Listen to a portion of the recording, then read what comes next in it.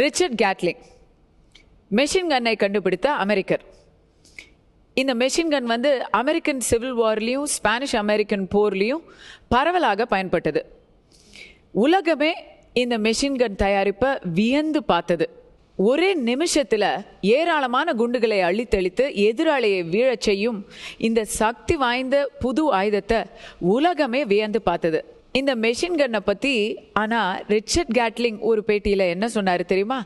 உயிர்களை காப்பதற்காக தான் நான் இந்த ஆயுதத்தை கண்டுபிடிச்சிருக்கேன் அப்படின்னு தைரியமாக சொன்னாராம். ஆச்சரியமாக அவரை கேட்டாங்களாம், எனது துப்பாக்கினாலே அது வந்து உயிர்கொல்லி ஒரு போர் ஆயுதம் தானே, நீங்கள் அதை வச்சு எப்படி உயிரை காக்க முடியும் அப்படின்னு கேட்டப்போ அவர் சொன்னாராம், அமெரிக்க உயிர்களை காப்பதற்காக தான் நான் கண்டுபிடிச்சிருக்கேன். ஏன்னா எந்த ஒரு போரிலும் பல அமெரிக்க வீரர்கள் போய் எதிராளியை சந்திக்கிறதுக்கு பதிலாக இப்போ ஒரு வீரன் போய் இந்த துப்பாக்கியோடு எடுத்துகிட்டு போய் பல எதிராளிகளை சுட்டு தள்ள முடியும். அதனால் எங்களுடைய அமெரிக்க படைகளை காப்பதற்காக நான் கண்டுபிடிச்ச ஆயுதம் இதுன்னு பெருமையாக சொன்னாராம். என்ன ஒரு பதில் பாருங்க. ஆனால் ஒரு விஷயத்தில் கேட்லிங்கை கண்டிப்பாக பாராட்டணும். அவருடைய கருத்தை, அதாவது அமெரிக்கா ஆதரவான அந்த கருத்தை அவர் தயங்காமல் தைரியமாக வெளியே சொன்னார். இப்போது இங்கேயும் அப்படிதாங்க. நானும் ஒவ்வொரு தரமும் கேட்குறேன், ஆசிரியர்களை மாணவர்களை கேட்குறேன், இந்த போட்டியில் என்ன நடக்க போகுது, நீங்கள் என்ன நினைக்கிறீங்க, யாருக்கு வெற்றி யாருக்கு தோல்வி அப்படிலாம் கேட்கும்பொழுது அவங்க எப்போவுமே வந்து ஒரு நடுநிலையாக தான் பேசுவாங்க. மனதில் நினைக்கிறத பட்டுன்னு இது வரைக்கும் யாரும் சொல்லவே இல்லை. போட்டின்னு வந்தால் முதல்ல இது ஒரு போட்டி, அதில் பெருந்தன்மை அவசியம்தான். ஆனால் பெருந்தன்மையை விட இது ஒரு போட்டி, அதில் ஜெயிக்கணும் அப்படிங்கிற அந்த வேகம், அந்த காம்படிட்டிவ் ஸ்பிரிட் அதை விட ரொம்ப ரொம்ப முக்கியம் இல்லையா? வெற்றி வேட்கையோட இங்கே வந்திருக்கிறாங்க மறுபடியும் 3 அணிகள் அவங்களோட ஆசிரியர்களோட. வெல்கம் டு வினா விடை வேட்டை ஜூனியர்ஸ்.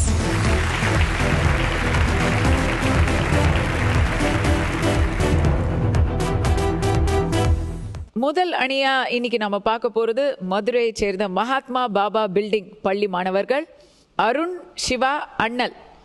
ஏன் இப்படி ரொம்ப அமைதியா அல்லது ரொம்ப சோகமா இருக்கீங்க? இன்னும் குவிஸே ஆரம்பிக்கலையா, அதுக்குள்ளே ஏன் சோகமாக இருக்கீங்க? உங்களுக்கு தெரிஞ்சு போச்சா இன்னைக்கு அவ்வளோதான் கம்மியாக ப்ரிப்பேர் பண்ணிட்டு வந்திருக்கீங்களா? இல்லை, டெஃபினட்டாக இல்லை. டெஃபினட்டாக இல்லைன்னா அப்போ நிறைய தேவைக்கு அதிகமாகவே நல்லா ப்ரிப்பேர் பண்ணியிருக்கீங்க. ராத்திரியெல்லாம் படிச்சிங்களா? ஆமாவா?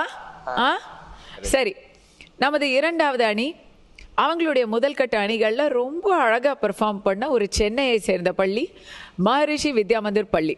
இதில் நீங்கள் பார்த்தீங்கன்னா எனக்கு அவங்க பேர்களை ஞாபகம் வச்சுக்கிறது ரொம்ப சுலபம். ஏன்னா அவங்க என்றைக்குமே அந்த ஆர்டர் மாறாமல் தான் உட்காருவாங்க. பிரணவ், பிரணவ், கிருஷ்ணா, சரியா? அதே மாதிரி தான் அவங்க உட்காருவாங்க. அவங்க போடுற சட்டையிலேருந்து லேபிள்லேருந்து அவங்க தலையில் யூஸ் பண்ணுற சீப்பு வரைக்கும் எதையும் மாற்றாமல் வருவாங்க. அப்படித்தானே? அப்படிலாம் இல்லை. அவ்வளோ இல்லையா? மற்றதெல்லாம் மாற்றிட்டு தான் வந்தீங்களா? சட்டையெல்லாம் புதுசா? இது எத்தனை சட்டை வச்சுருக்கீங்க யூனிஃபார்ம்? உண்மையே சொல்லுங்க. 5. அப்படியா? ஸோ இதெல்லாம் மாற்றிட்டு தான் வந்திருக்கீங்க. இன்னைக்கு சென்டிமெண்டெல்லாம் உங்களுக்கு பற்றி என்ன சொல்லிக்கிட்டு இருக்கு? இல்லை, சென்டிமெண்ட்டோட தன்னம்பிக்கை தான் இந்த வாட்டி. ஆஹா, மகரிஷி வித்யா மந்திர் பள்ளியில் வந்து அவங்களோட ஆசிரியையை நீங்கள் கண்டிப்பாக சந்திக்கணும், சந்தியா அவர்கள். வணக்கம் சந்தியா, மீண்டும் இந்த மேடையில் சந்திக்கிறோம்.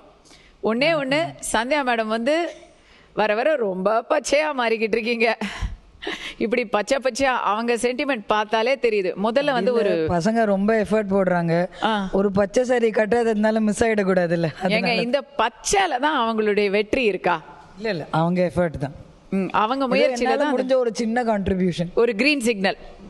நமது மூன்றாவது அணி புதுச்சேரியிலிருந்து வந்திருக்கும் அமலோர் பவம் ஹையர் செகண்டரி ஸ்கூல் அணியினர் பிரசாந்த், திலீப் பிரசாந்த், ராம் நந்தா மறுபடியும் இங்க வந்திருக்காங்க. அவங்களுடைய ஆசிரியர் வெற்றி செல்வன் அவர்கள் வேற வந்திருக்காரு. அமலோர் பவம், இப்போ நீங்க இந்த 3வது ரவுண்ட்ல வரும்போது உங்களோட தாட்ஸ் என்ன? டென்ஷனா இருக்கா, ரிலாக்ஸா இருக்கா, எப்படி இருக்கு? இல்லை, டென்ஷனாலாம் இல்லை. டென்ஷனாலாம் இல்லை. முதல் 2 ரவுண்டு மாதிரியே ரிலாக்ஸாக தான் நாங்கள் விளையாட போகிறோம். ரிலாக்ஸாக விளையாடினா தான் அடுத்தடுத்து நீங்கள் முன்னேறீங்கன்னு ஒரு தைரியமாக இருக்கீங்க. குவிஸ் ஆரம்பிக்கட்டும், கொஞ்சம் நேரம் பொறுத்து ப்ரெடிக்ஷன்ஸ் எல்லாம் கேட்குறேன். இப்போது வித்தவுட் ஃபர்தர் அடு முதல் சுற்றுக்குள்ளே போவோம். நேர்பட பேசு சுற்று.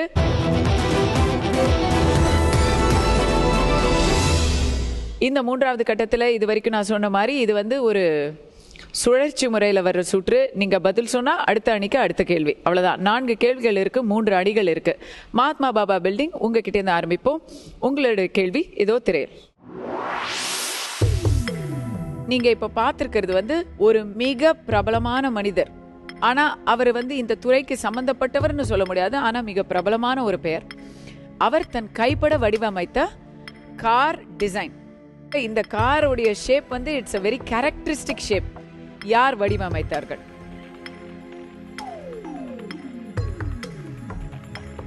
Volkswagen Beetle designed by Adolf Hitler. Volkswagen Beetleங்கிறது சரி. Design by Adolf Hitler. என்பதும் மிக சரி. 10 முழு மதிப்பெண்கள்.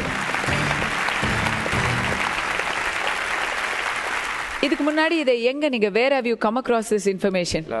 Volkswagen கம்பெனி ஸ்டார்ட் பண்றதுக்கு அடால்ஃப் ஹிட்லர் தான் இன்டியூஸ் பண்ணார். அவர் தான் அதை இனிஷியேட் பண்ணாருன்னு ரீட் பண்ணிருக்கோம். அதை வச்சு ஒர்க் அவுட் பண்ணீங்க. அதே மாதிரி அடால்ஃப் ஹிட்லர் ஒரு கை திறந்த ஓவியர் அப்படிங்கிறது பெயிண்டர்ன்றது நல்லா தெரியும். பெயிண்டருங்க நல்லா தெரியும். ஸோ அவர் கைப்பட அவர் ஒரு உணவகத்தின் மேஜை மேல உட்கார்ந்து அவரே வரைஞ்சி கொடுத்த ஒரு இது.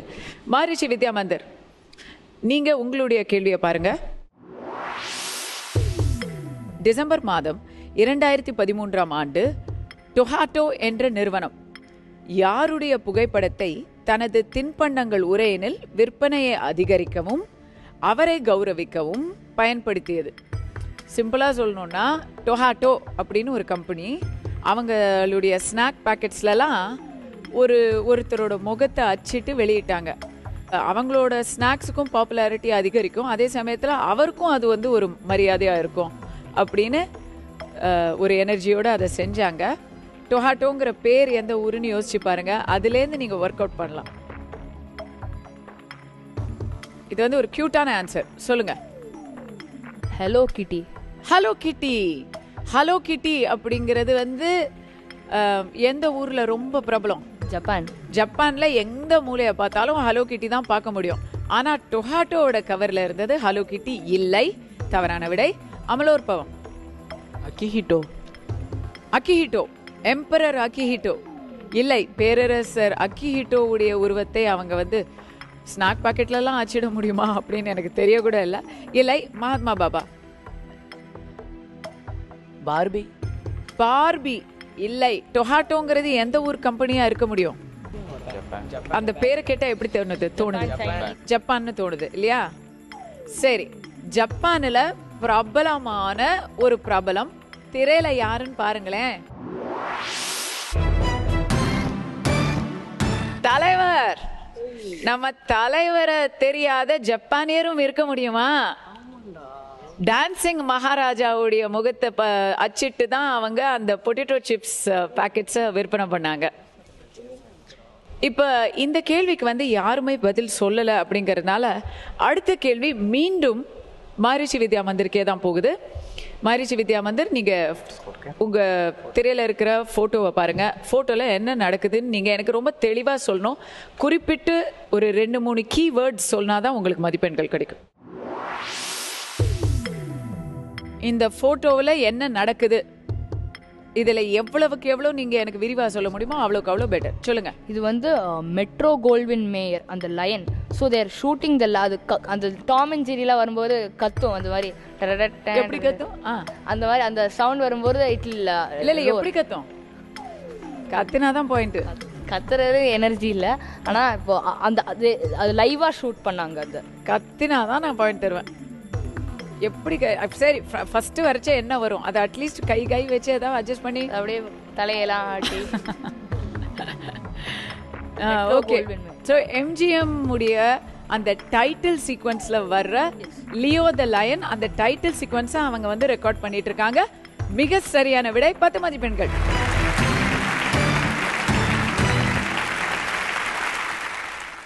இந்த சுற்றின் கடைசி கேள்வி. அமலோற்பவம், உங்களுக்கான கேள்வி இது. பிரன்னாக்ஸ் டிவைஸ் என்ன? இந்த டிவைஸ் பேரு பிரன்னாக்ஸ் டிவைஸ். இந்த சாதாரண உபகரணத்தை நாம் அனைவரும் பயன்படுத்தியுள்ளோம். பிரன்னாக்ஸ் டிவைஸ் என்றால் என்ன? இது நீங்க வந்து அன்றாடம் உபயோகப்படுத்தும் ஒரு பொருளை வாங்க பயன்படுத்தியிருக்கீங்க.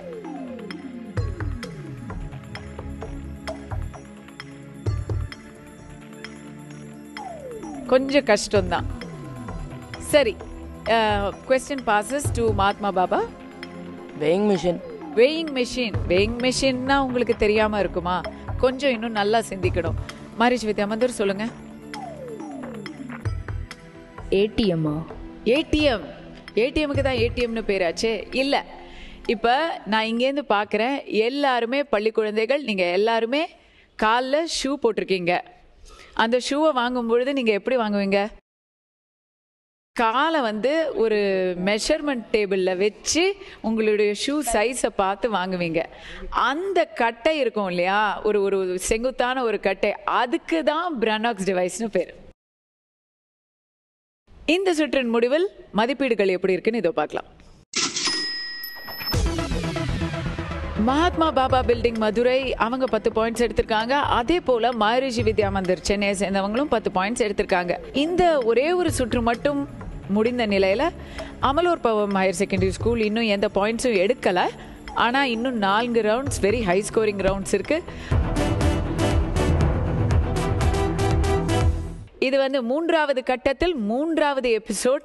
அந்த 3வது எபிசோட்ல ஒரு சுறுசுறுப்பான சுவாரஸ்யமான 2வது சுற்று. இந்த சுற்றின் பெயர் கண்டு கொண்டேன்.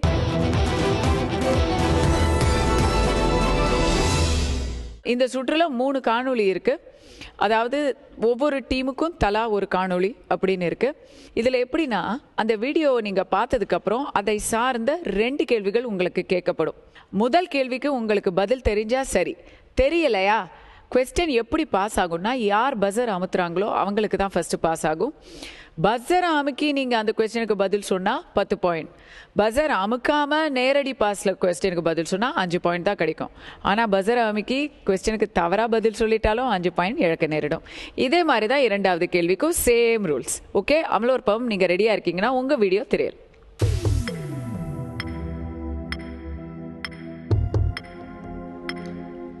அப்படியே வேகமா அப்படி ஊர்ந்து போகுது பாருங்க. என்ன வேகமா போகுது பாருங்க அந்த பாம்பு.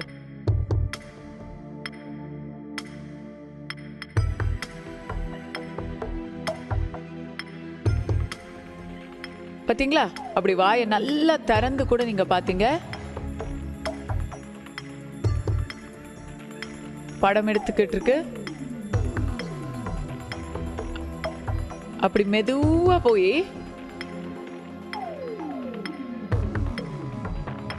என்ன பாம்பு அது? அதுதான் முதல் கேள்வி. அது என்ன பாம்பு அல்லது நீங்கள் பார்த்த பாம்பு வகையின் பெயர் என்ன? Mamba. Black mamba. Black mamba என்பது மிக மிக சரியான விடை. அதுக்கு உங்களுக்கு 10 பாயிண்ட் கிடைச்சிடும். நீங்க மாம்பா அப்படின்னு சொல்லும்போது நான் அப்படி கொஞ்சம் தயங்கினேன். நீங்க பிளாக் மாமான்னு சொன்னதும் எனக்கு ரொம்ப சந்தோஷமா போச்சு. அந்த காணொலியை சார்ந்து உங்களுக்கு இன்னொரு கேள்வியும் இருக்கு. இதுக்கும் நீங்க 10 பாயிண்ட் எடுக்க முடியும். இந்த பிளாக் மாம்பாக்கு பிளாக் மாம்பா அப்படிங்கிற பேர் ஏன் வந்தது? மறுபடியும் அவங்க பஸர் ஆகிட்டாங்க. It is found in Africa, so that ஆப்பிரிக்காவில் காணப்படுவதால் பிளாக் மாம்பா அப்படின்ற பேர் என்பது இல்லை, தவறான விடை. மாரிஷி வித்யா மந்திர் பஸரை பிரஸ் பண்ணியிருக்காங்க. ஸோ லெட்ஸ் ஆஸ்க் தெம் என்ன? பிளாக் மாம்பாவோட வாய் வந்து பிளாக்கா இருக்கும். ஸோ ஆமா, hence its name black mamba. Excellent. 10 மதிப்பெண்கள்.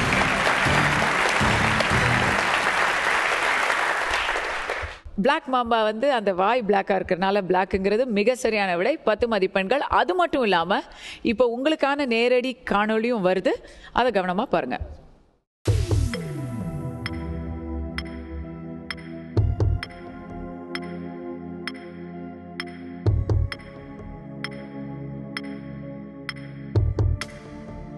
நீங்க பார்த்த காணொலியில ஒரு இயந்திரமெல்லாம் வச்சு லார்ஜ் ஸ்கேலா ஒரு உணவுப் பொருளை தயாரிச்சாங்க இல்லையா? எந்த உணவுப் பொருளை தயாரிச்சிட்டு இருந்தாங்க? ஹல்வா. திருநெல்வேலி அல்வா. என்ன பார்த்து ஏன் இந்த கேள்வியை எல்லாரும் கேட்குறாங்க? என்ன பார்த்து இந்த வார்த்தையை ஏன் சொன்னீங்க? இல்லை, ஹல்வா என்பது மிக சரியான விடை.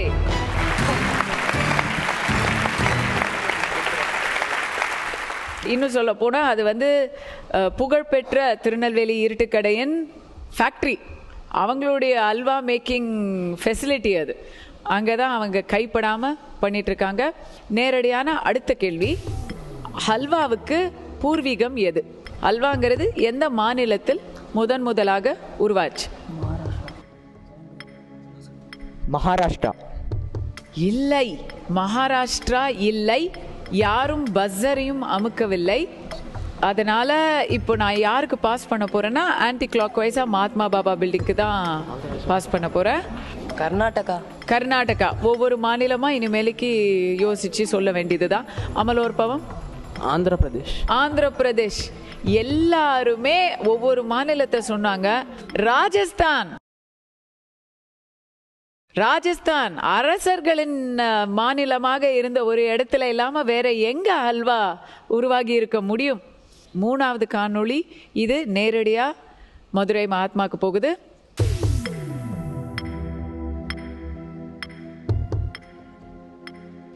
நீங்க பார்த்துட்டு இருக்கிறது ஒரு படத்தின் ட்ரெய்லர்.